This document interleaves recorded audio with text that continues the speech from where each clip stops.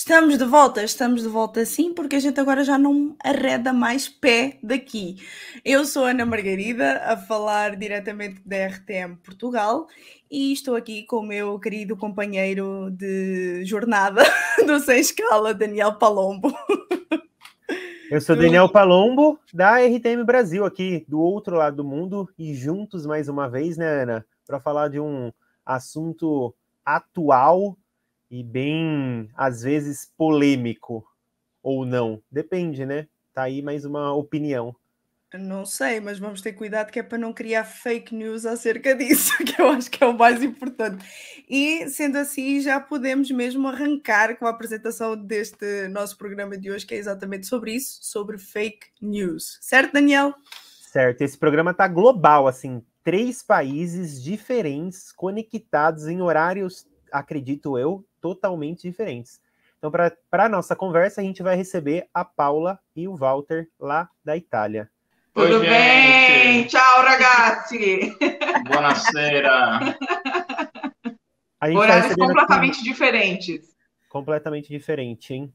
A gente está recebendo no programa hoje o Walter Fernandes e a Paula Ferreira. Os dois trabalham na RTM na Itália, na CRC, me corrijam se eu estiver errado. Os dois são jornalistas de longa caminhada e de amplo vasto de vários lugares, certo? E, além de tudo, são amigos queridos também, e nesse programa a gente tem espaço para falar isso. Sejam bem-vindos aqui para a gente, para falar de um assunto, assim, tem hora que parece que é um formigueiro. Exatamente. Obrigada pelo convite, gente. Valeu, a gente agradece muito. A nós é que agradecemos. Bom, e já ficou bem claro o que é que a gente vai tratar hoje, assim como também já ficou bem apresentado sobre os nossos convidados de hoje para falar sobre isso. É um assunto em alta. É sim, senhor, não tem como negar isso, e acredito que é tanto em alta aí no Brasil, como aqui em Portugal, como aí na Itália, certo? Certo. Eu não sei quanto a vocês, mas qual foi assim a primeira, pensando no assunto, né? Qual foi assim a primeira fake news que vocês têm a lembrança de terem ouvido? A minha, com certeza, foi uma, quando a gente ia para a escola, na 4ª série, eu acho que ela era até uma atualização daquela do Homem do Saco que a gente tinha no Brasil, né? Que era aquele homem que sequestrava crianças. Mas a atualização era que tinha uma gangue de palhaços que passavam com um furgão, né? Eu não sei se em Portugal chama furgão ou Kombi, não sei. Aqui era uma carrinha, sim, era a mesma coisa. Sim, era a gangue do palhaço. E eles falavam que os palhaços, eles passavam e sequestravam as crianças a caminho da escola e a gente morria de medo, né? Então, era fake news ali que tinha, naquela época, tinha se espalhado pela cidade, e depois, quando a gente cresce, a gente dava risada e tudo, mas era uma fake news. Tinha da loira no banheiro também, né? Que você não podia entrar no banheiro da escola sozinho. Essas são umas histórias meio complicadas, meio estranhas. A loira era super perigosa, né? E metia medo nas crianças. Eu acho isso curioso, porque aqui houve a do Homem do Saco, a do Gangue do Palhaço também, e eu ainda hoje tenho trauma disso. Eu preciso de área.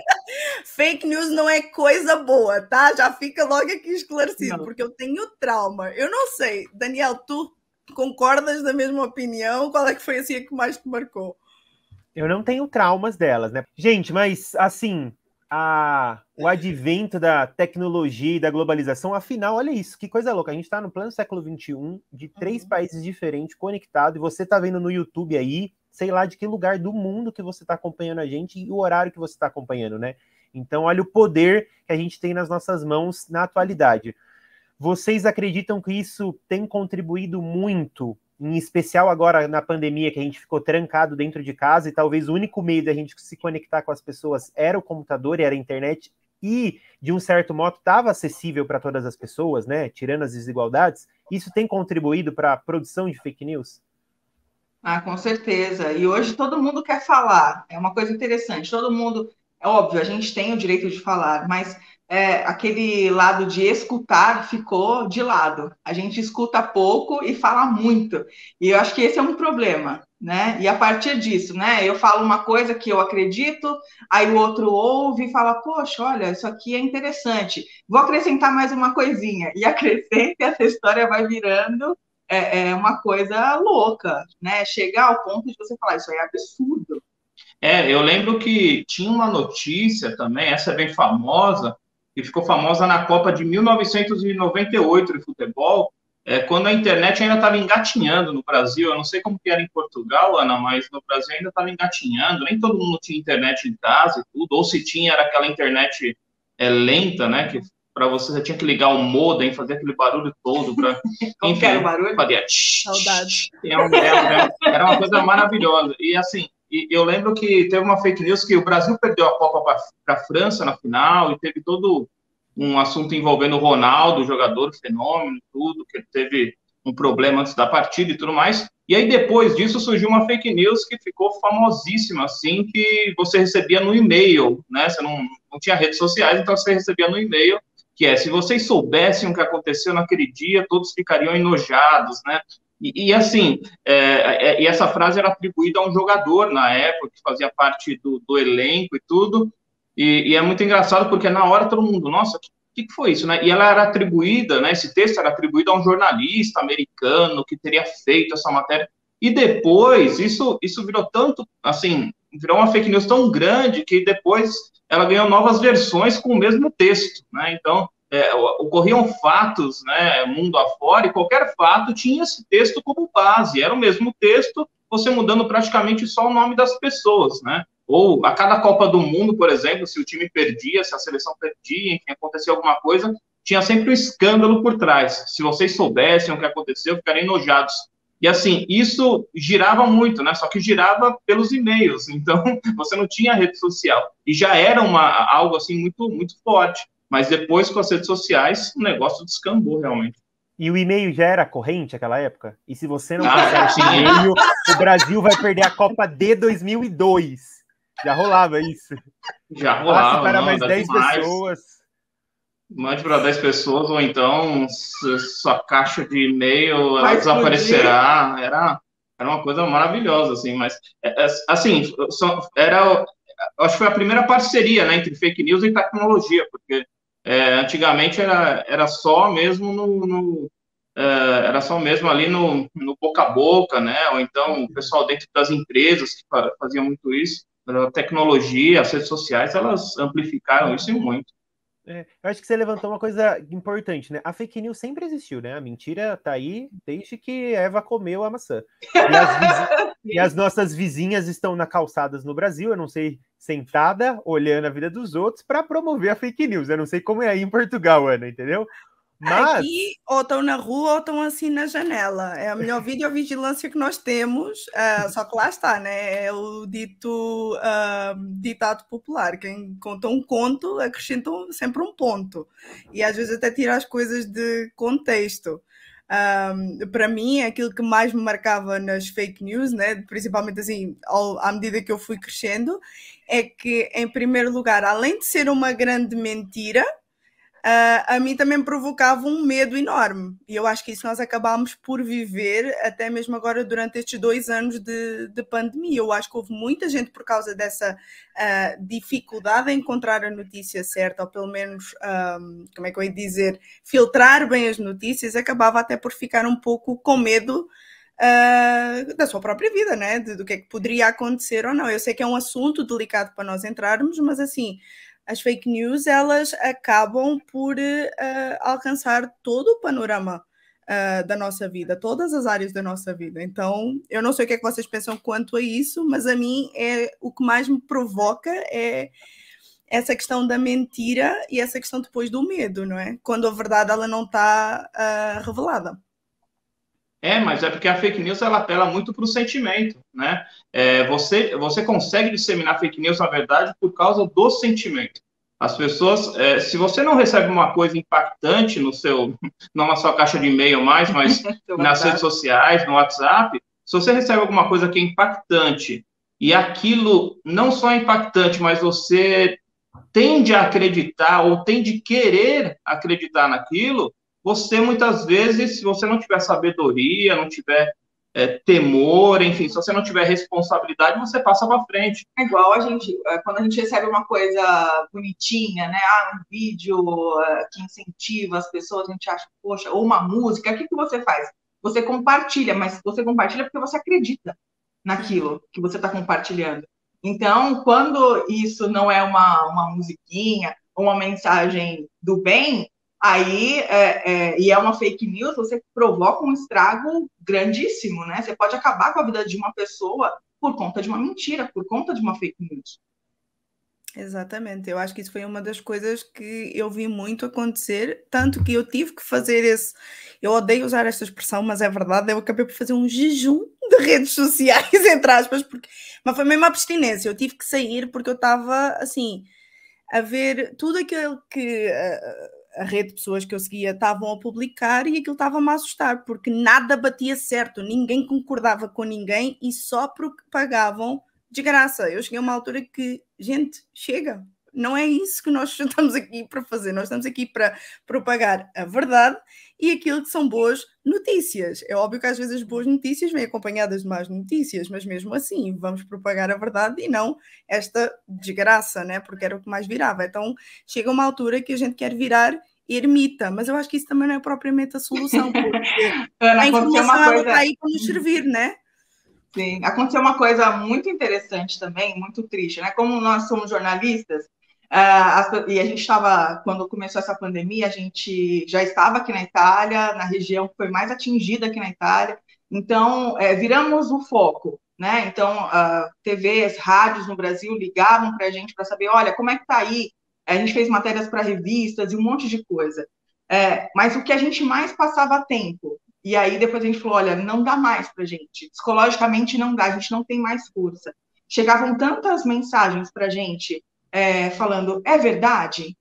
E a gente, como jornalista, a gente tem o dever de fazer isso. E a gente perdia horas, dias, a gente perdeu dias combatendo isso. Mas é uma máquina tão grande de mentira que chega uma hora que você fica cansada, né? Tinham horas que a gente recebia um monte de mensagem, a gente falava assim, poxa, peraí, vamos por partes, né? Olha, a gente pegava a notícia, ia checar e falava, pessoa, não é isso. Olha, não é bem assim. E a gente começou a ensinar as pessoas, olha, vamos atrás, porque a gente não está conseguindo dar conta disso. Então, vamos ensinar as pessoas a verificarem, a checarem a informação, e muitas falavam, outras, por exemplo, que a gente sabia que já mandavam assim, de uma forma maldosa, a gente fala, olha, não me mande mais. Uhum. Não me mande mais, porque eu estou perdendo um tempo valioso da minha vida tentando combater uma coisa que você mesmo poderia fazer. Quero olhar lá, sabe, umas coisas tão absurdas, você poderia mesmo falar, bom, não vou mandar para Paulo e para o Walter, porque eu acho que eles têm mais coisa para fazer. A fake news, ela também tem um lado meio misterioso, né? E meio quase messiânico, né? Tipo, veja bem, se não fosse assim, seria de outro jeito. Se fosse assado, ela tem isso. Daí minha pergunta é, quem ganha com a fake news? Quem é que tá ganhando em criar essa fake news? Eu acho que também tem o aspecto, às vezes, que a opinião é tão elevada, dependendo da fake news, né? A fake news da vizinha, né? Que ela emite a dela e tá errada. Então tem um lado mal, mas tem a fake news que também pode vir da política, de outros aspectos da sociedade para controlar, ou para moldar, ou para direcionar uma massa. Mesmo a rede social, né, não é uma fake news, mas, digamos assim, os códigos fazem que você vá ver aquilo, né? A gente está conversando aqui, daqui a pouco, se a gente for olhar no celular, vai ter várias coisas a respeito disso. Tem esse lado também, né, de a gente ser guiado para, né? Tem. Isso se interliga muito à questão do sentimento que a gente estava falando, da paixão, né? Então, você tem essas paixões. A gente, no Brasil, falava que era o fla-flu eleitoral, né? Em determinado momento tinha duas torcidas, pelo menos duas, né? Às vezes uma terceira, quarta, enfim. Mas era o fla-flu por causa de Flamengo e Fluminense, né? Que é o clássico carioca, mas isso pode se encaixar em Portugal como Porto e Benfica, não sei, né? Seria um clássico das fake news. É um assunto muito, muito sério, sendo eu... Muito sério esse assunto, Eu sou irmã em Cristo dos meus irmãos portistas também. Mas assim, o interesse, na verdade, óbvio, ele existe, é de quem tem o poder, né? De quem está com o poder na mão naquele momento e quer se manter ou quer entrar no poder. É um jogo de poder, é um jogo de poder. Aí entra empresário, político, religiosos, todos. Exatamente. E isso é um absurdo, porque a gente pensar em religiosos entrando nesse meio, e aqui eu não vou emitir nenhum juízo de valor para nenhum lado, de maneira nenhuma, tá? Se você se sentir ofendido, enfim, eu lamento, mas sem nenhum juízo de valor, nem para a direita, nem para a esquerda, nem para centro, se você se sentir ofendido, enfim, isso não é direcionado a nenhuma parte especificamente, mas nós vemos muitos cristãos, né, utilizando, inclusive, de fake news para colocar as suas preferências, e aí você fala assim, desculpa, meu querido, mas isso é uma notícia falsa, mas para evitar que se instale esse regime, ou que aquele continue no poder, ou que aquele saia do poder, ou que isso ocorra, vale tudo. Ou te xinga no final, então você é tal coisa. Então você é tal coisa, você é aquilo ou isso. É o nível da conversa, é o nível infelizmente, de cristianismo que nós temos, eu acho que em boa parte do mundo hoje, e a gente vê isso porque aqui na Itália também, em muitos aspectos, não é diferente, existe também, e dentro da igreja existe isso. Isso é um problema muito sério, porque isso, por detrás disso, está pecado, né? Está pecado, porque você está falando sobre mentira, isso... quando a gente fala sobre sentimento, a gente está falando sobre concupiscência da carne, ou seja, o desejo que tem na nossa carne, no nosso coração. Então, eu posso até saber que aquilo talvez seja mentira, mas eu quero tanto que aquele sujeito X ou Y, ou que aquela outra corrente, ela se dê mal, que eu passo isso para frente, porque eu quero tanto aquilo, então isso a gente tem que dar um nome. Isso é pecado, isso está errado, né? Independente se você quer, e as pessoas fazem isso em nome de Deus, né? E fazem isso em nome do cristianismo. É um absurdo. A gente chegou num determinado momento que a gente vive um absurdo já generalizado e dentro de muitas igrejas também. O que é um grande perigo, porque se entretanto essa pessoa acaba por fazer uma grande asneira que vai afetar uma população inteira, as pessoas depois não vão, como é que eu ia dizer, mandar a responsabilidade para quem errou, mas vão olhar para quem? Para a igreja, para o Deus dessa igreja. Então é assim, vamos ter cuidado, porque assim, se a gente está a envolver o nome de Deus, a gente não pode fazê-lo em vão. É preciso ter cuidado também na forma como nós o colocamos. Você está falando desde o começo do programa, eu tô vendo você falar assim, sempre é uma questão de opinião, é uma questão de desejo, você falou, né? O desejo, de opinião, é aquilo que vem no nosso coração, então, de sentimento, né? O que envolve sentimento, desejo. Então é o nosso desejo e o sentimento, muitas vezes, do egoísmo, da mentira, da arrogância. É isso que está por trás daquilo do que a própria verdade, né? E não significa, se fosse emitido a verdade pro mal também, que ela estaria certa, né? Ela só seria... a gente não estaria enganando, né? Do mesmo jeito, né? Como isso é louco e como isso tem se aumentado a cada dia mais e mais, né? A própria palavra fala, né, que o coração do homem é enganoso mais do que todas as coisas, então ele vai em direção àquela paixão de maneira tão forte que acaba utilizando desses meios, inclusive, para tentar, sabe, direcionar o pensamento das pessoas. Enfim, e essas máquinas, né, de fake news que nós temos por aí, eles sabem exatamente esse comportamento das pessoas. Né? Essas máquinas, elas funcionam exatamente nesse sentido. Porque não chega para você à toa. Não. Aquilo não chegou para você do nada, entendeu? Existe uma máquina que vê tudo, que controla tudo, que sabe os seus gostos. Sabe que você gosta de verde? A Paula sempre usa um lacinho na cabeça, de preferência vermelho, que combina com verde. Sabe disso. Os algoritmos que trabalham assim, de acordo com o gosto das pessoas. Então, você gosta disso? Então eu vou mandar isso para você. Né? E algoritmo não tem sentimento, essa que é a questão. Né? O algoritmo trabalha com razão, né? com aquilo que está passando ali na frente dele, e ele, enfim, todos aqueles dados trabalham de maneira a abastecer o gosto do cliente. É simplesmente isso. Né? Você tem seus sentimentos, está lotado de sentimento. O algoritmo trabalha simplesmente para te alimentar daquilo. Então, ele vai te alimentar daquilo que você quer. Você quer isso? Então tá. Tipo aqueles bichinhos virtuais que a gente tinha quando era pequeno. Exatamente. É verdade. Isso. E continuando ainda nessa onda do sentimento, ultimamente o que nós temos visto, pelo menos acontece muito aqui em Portugal, com um determinado canal que nós temos cá, que começou como um jornal e agora já tem um canal que aquilo está 24 horas sobre 24 horas. E eu noto que há uma grande necessidade de puxar, a imprensa ela tem uma grande necessidade de puxar ao sensacionalismo. Lá está, com aquela intenção de tem que provocar uma emoção, tem que se escrutinar ali tudo o que aconteceu com aquela pessoa, mesmo que aquilo lhe cause um incômodo, ou seja, tudo mentira, na hora, tipo, até se contrata um ator ou uma atriz para inventar um caso ali, mas tem que dar audiência. E não importa se é verdade ou não. Quando, na verdade, o papel de um bom jornalista seria passar informação fidedigna, mostrar aquilo com um verdadeiro propósito. Como é que nós podemos chegar aqui a um equilíbrio de nós participarmos nisso, mas também combater esse sensacionalismo e essas mentiras? Eu acho, Ana, que é uma via de mão dupla e é uma via muito perigosa, porque se existe esse tipo de jornalismo sensacionalista, é porque existem pessoas, gente que consome, né? Então, a partir do momento que a gente para de consumir determinadas coisas, elas tendem a diminuir ou tendem a desaparecer também. Então, tá nas nossas mãos decidir esse tipo, se a gente quer consumir, quer levar para casa esse tipo de coisa. Eu acho que falar que é culpa só do jornalista, não, assim, o jornalista, nós fazemos as coisas para um público, a gente tem um público.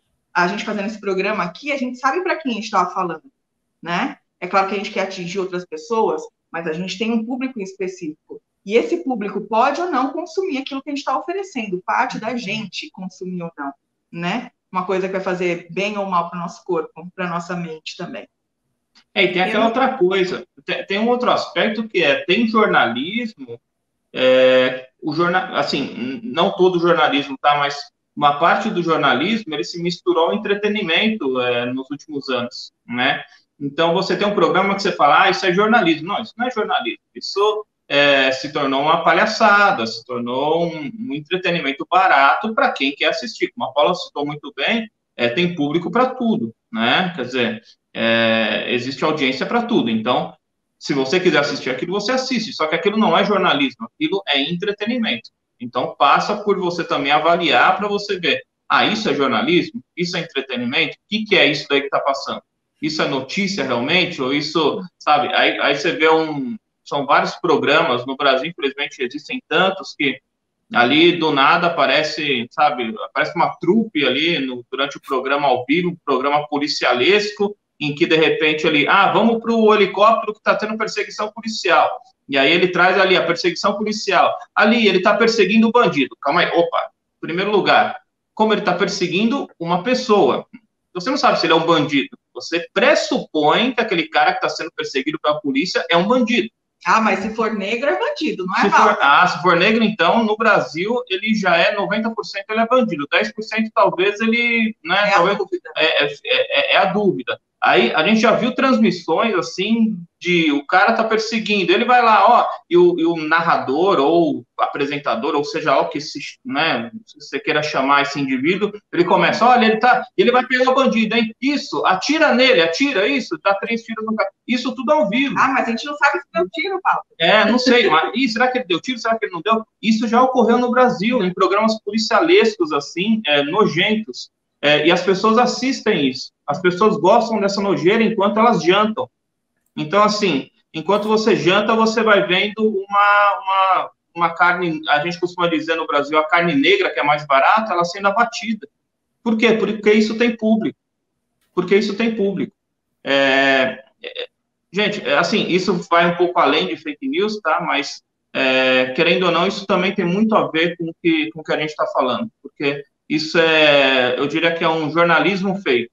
Não é um jornalismo feito. Isso não é jornalismo de verdade. Você pode até questionar o posicionamento de determinado órgão de imprensa, tá? Esse é um aspecto. Agora, isso não é jornalismo, isso é uma outra coisa que criaram para puxar audiência. Gravíssimo, né, gente? E cada dia está mais, infelizmente, está mais comum isso.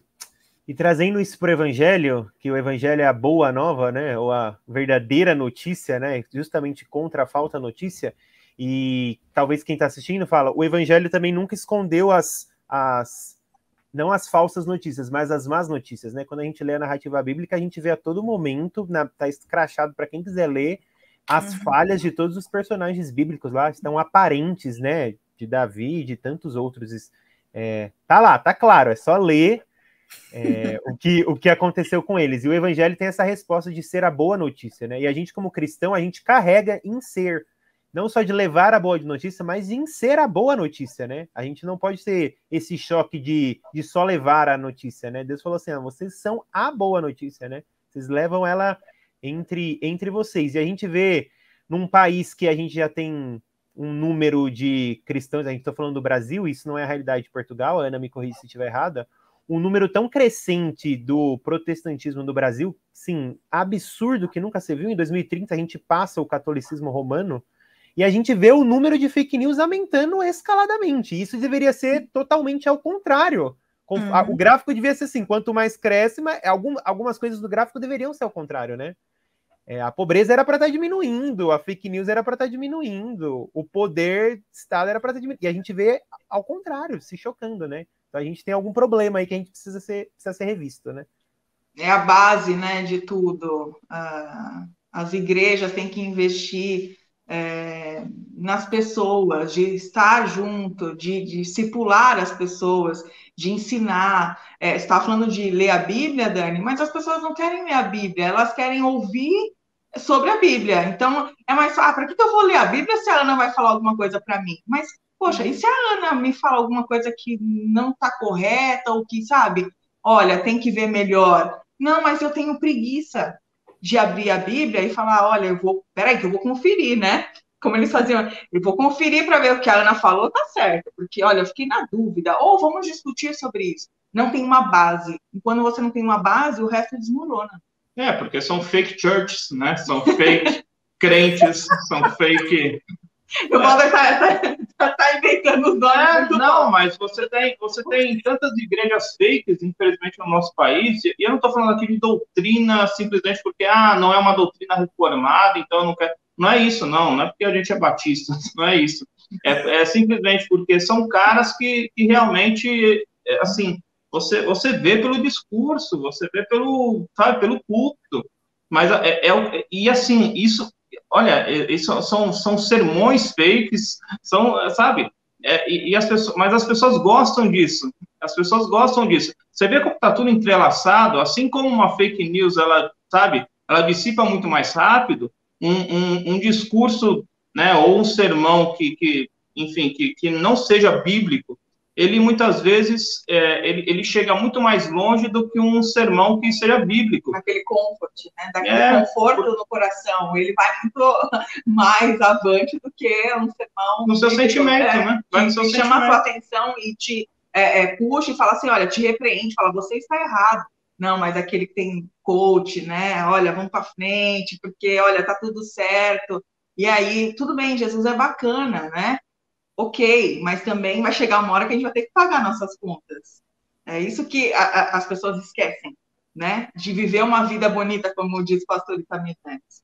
E por isso que a gente tem esse gráfico tão disturbado, né? Quer dizer, de um lado, você tem uma igreja crescente e junto o pecado crescente. Quer dizer, alguma coisa não está batendo. A minha última fala eu acho que, falando aqui, o erro do evangelicalismo brasileiro, que está promovendo bastante fake news, a gente tem confundido aqui no Brasil liberdade com autonomia, né? Cristo nos chamou para a liberdade. Liberdade é o oposto de ser escravo. Significa, então, que agora a gente tem um Senhor que é Cristo. Então, meu amigão, tem quem mande em você, que é Cristo. Isso é liberdade, e não é autonomia. A autonomia significa que você não tem Senhor e que você é o escravo de si mesmo, né? Daí você acha que você tem o direito de, né? se você é livre, Cristo nos chamou para a liberdade de ser Cristo, para morrer para o outro, né? É isso, né? Então, acho que essa é minha fala final sobre esse assunto tão polêmico. E isso não é uma fake news, né, Ana? Não, não é de maneira alguma. E já estamos mesmo a bater aqui no nosso final. Walter, Paula, muito obrigada pela vossa presença. Obrigada a você, Ana. Obrigada, Dani. Obrigada, diretora Renata Teodoro. A todos os ouvintes, telespectadores. E, assim, se fica uma recomendação nossa, antes de compartilhar qualquer coisa, verifique. Existem agências que são especializadas nesse tipo de checagem. Então, vá até essas agências, por exemplo, no Brasil, a agência Lupa, você vê lá se é fake news ou não. Não compartilhe coisa que você não sabe, né? Melhor deixar quietinho lá, falar, olha, não me envie mais e bola para frente. Valeu, gente. Nem mais nem menos. E sabe o que é que não é fake news? É que eu, Ana Margarida, e o meu companheiro Daniel Palombo, nós somos os melhores apresentadores deste programa, certo? Obrigado, Ana, isso mesmo. Isso Até não é uma somos fake os news. únicos. Bom, mas agora, brincadeiras à parte, o programa Sem Escala tem a apresentação de Ana Margarida e Daniel Palombo. E na produção, Renata Teodoro, e na técnica, Levi Simões e Jéssica Barreiras. E esse foi mais um Sem Escala. Até mais, até o próximo.